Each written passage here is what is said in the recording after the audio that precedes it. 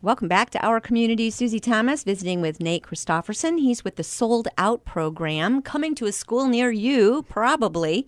And you were talking about students, it almost as you're describing students' reaction to this abstinent message, that I'm going to guess, and maybe it's hopeful, that some are just a little relieved that somebody's coming in and basically saying, you know what, it's okay for you to wait, and you can hold on to that, and you can still feel good about yourself and feel good about that decision, and you don't have to impress anyone. And this is not a coming of age thing that you have to go do, and this is not even necessarily what happens on a date.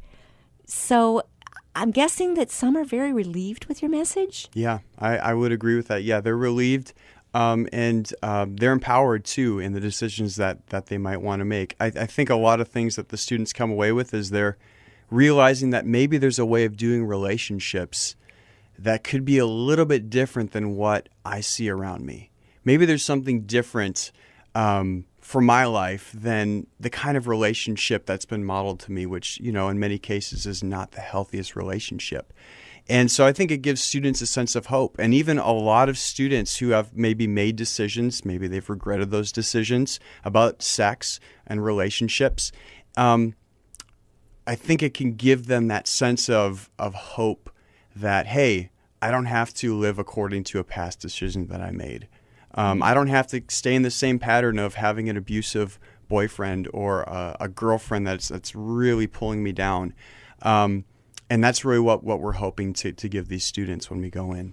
Are they facing more today than past generations have faced? I mean, my goodness, the media, if we are to believe that movies or television shows are any reflection of real life, of course they think that no one waits until marriage. It's very rare to find that message in anything. What is their perception of real life, and what happens when the blinders come off and they see, oh, I've been sold a bill of goods here?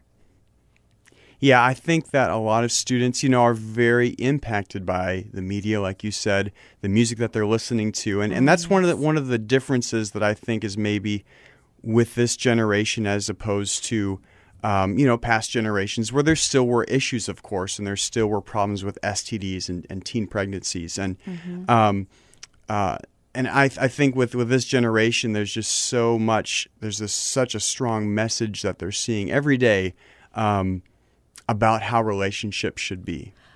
What have we piled onto that with the internet, with social media? What does that do on top of this? What are you dealing with as you go into classrooms and get involved in their lives? Yeah, I think, with social media, there's such a widespread use of social media and what's referred to as sexting, where students, are, learning and about things through texting and pictures and all this different things, and it's a really big issue. A lot of students are not aware that sending a inappropriate picture can result in some very serious legal issues. And so that's something that we like to touch on and talk about and kind of intersperse in throughout our 4-day program, is talking about just the dangers of sexting. Of just that, and being so public with something that's so private, and that it's out there forever to the world. And you have no idea what's going to happen with it. Yep. And someday you're going to want to get a job.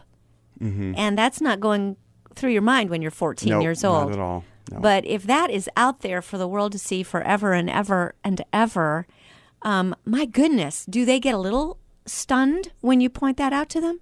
Yeah, talking about that really kind of cements, in the minds of students, this is not really the healthiest thing.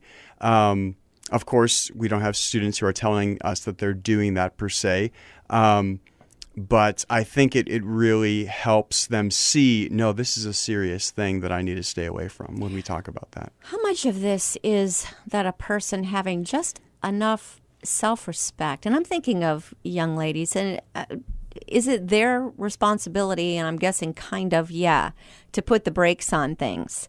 because young men are wired the way they're wired and young ladies are wired the way they're wired. But I'm just wondering how tough it is for a young girl. Do you give them some tools to use to be able to say, this is as far as I can go. This is as far as I'm comfortable going. And what are those tools? Now, with young people, one of the things that we want to do in our curriculum as we're teaching is, like you said, talk to them about their self-worth. And there are, multiple tools that we can give them, talking to them how to say no to someone if you want to say no, and just telling them it's okay to say no. Yes. And not to feel that pressure. We like to talk to them about, the signs of an abusive relationship, or if someone is abusive or pressuring someone, how can you distinguish that? Because sometimes it can be hard to tell, especially for a young person who's, head over heels for another person. It can be hard to tell. No. That no means no. Yeah, we want them to feel empowered to really be able to say that. One thing I really like to do is I like to share a story with the students from a few years ago. I just kind of give them this word picture, or like a metaphor from when I was, in my younger 20s. I was shopping for a guitar. I play guitar. I love to play guitar. I'm a musician. I'm a singer. I lead worship at my church here in Canton.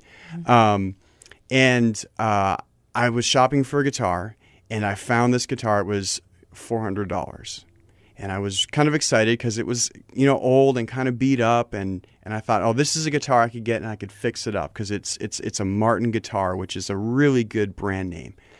And I asked the sales lady about this guitar. I said, hey, this guitar here, it's only $400. Now, most of the guitars in this shop are vintage old guitars, so way out of my price range. But I'd really like to look at this one. And I thought I'd just pick it up and play it and whatever. And she said, well, you can play it, but what I need you to know is this is actually a $30,000 guitar. And I looked at her and I said, well, what are you talking about? The price tag says $400 or so. And she said, oh, that's just the case that it's in. Oh. It's in a nice wooden case with, a glass, panel there. And that's just the case. And she said, but you can play this $30,000 guitar, because I was interested in buying another guitar there. Yeah. And I felt so honored. Now, what I tell the students is the way I treated that guitar after I realized that it was $30,000 was so different than how I would have treated it when it was $400 in my mind. And students a lot of times think of themselves as that $400 guitar when they don't realize that they're really they're a priceless treasure. They're worth so much that God sent his own son. And, we can't say this part in the schools, of course, but you and me know this, would give his own life and his own son so he could have them. That's how precious they are. To feel cherished, to know that you are cherished, to know that, to have enough respect for yourself and to love yourself enough that you don't feel like you have to do anything you're not comfortable doing to earn someone else's love. Yep. Or to keep that boyfriend. If someone's pressuring you, then time to cut them loose and move on to greener pastures. That's right. Yep. But that's a tough lesson for a young gal. And we're not only talking about having a baby. There are a lot of diseases out there. It's a scary world. And some people might wonder, sometimes we talk about STDs, sometimes we talk about STIs, the disease versus the infection. What do you talk about with the students, and how do they react to that?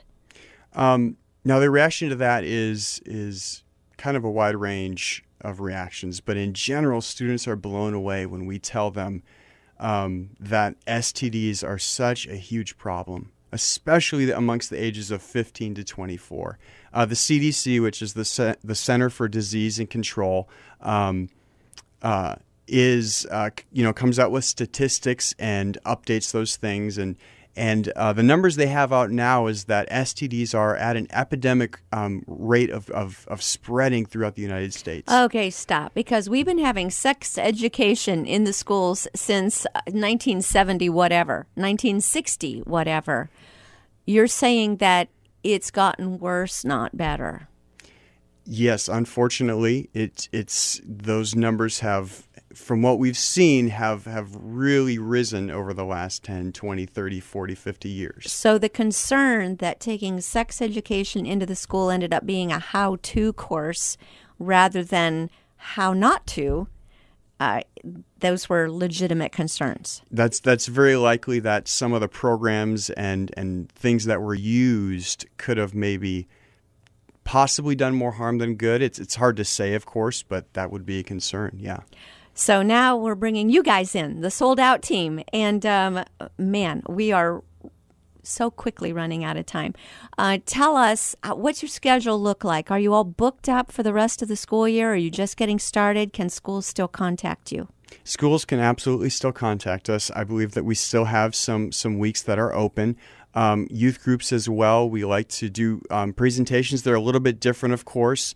When we're not in a school, we like to tailor them to whatever group is having us. Mm-hmm. But yeah, we definitely have some more openings for different presentations.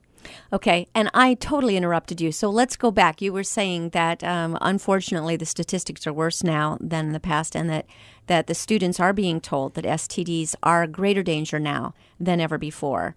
That's and true. What happens next? A lot of times students are really blown away on that day when we're specifically talking about STDs. Now, we are a grant-funded program, and we're funded specifically to get that information out there about STDs. And students are really taken back by that. Students who disagree with a lot of things that we might say, and we always tell them it's okay to disagree with us, just hear us out. Mm-hmm. And when they see those statistics and they hear the information about the different kinds of STDs, they really quiet down and they listen. They're really listening because that's a big concern. Right now, I believe the most recent statistic shows that half of all the STDs here in the United States are amongst the ages of 15 to 24. Oh, my. So those students are at such a high risk. And there's different reasons for that. You know, they're not making the wisest decisions many times. Also, their bodies are not fully developed to defend against diseases. And all those things kind of come together to make just a big risk factor for students. 15 to 24 is what we're seeing. Well, thank goodness that you are taking this message into the schools right there. You are in the trenches, meeting with the young people and giving them hope and a better way. And how can people contact you, Nate? They can email us. I do not have the email on me right now, but soldout@pscstark.com. I don't have the number, the number on me right now, but they can email us at soldout@pscstark.com. And talk to us about scheduling us if they're interested. Awesome. Thank you so much. Nate Christopherson, thanks for what you do in our community. Thank you. It was a pleasure.